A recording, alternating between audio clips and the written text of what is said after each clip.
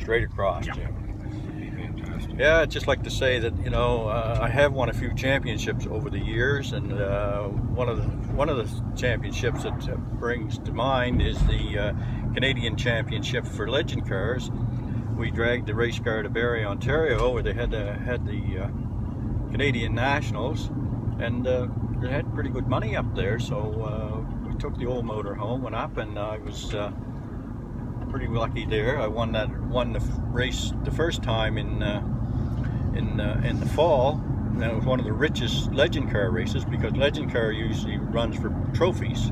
So at the time, Christ, to win that thing and lead a few of the laps, I come out of there with about $6,000 as prize money, which is unheard of. I probably spent that to get there, but it's unheard of for a Legend Car. It was the richest Legend Car race that ever was in North America, and that was in the fall of the year. Well, they decided they were going to have it again in the spring of the year in Barrie, Ontario, and I got up there, so we decided to go again.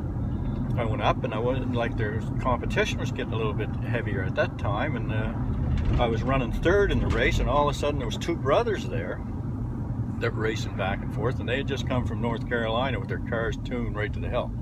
So long about 45 laps, one brother hit the other brother, took them both out, and left me in third place. So I ended up winning the race, and took home another $6,000. So that was the second time I'd won the championship two years in a row in Barrie, Ontario, and that's just one of the things that comes to mind.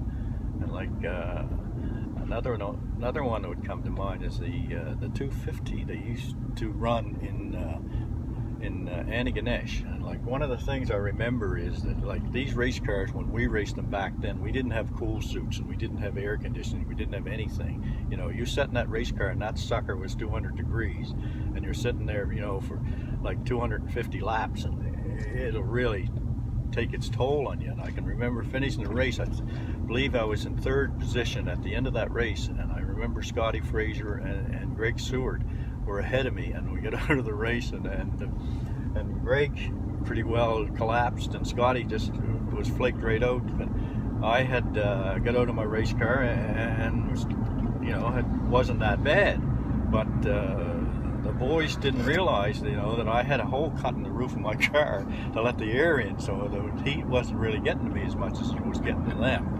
So, everybody said, "Look at that old bugger. He's jumping around there like a spring chicken, and there's young fella that are flaked out on the track." But anyway, just another yarn. So that'll do us for now.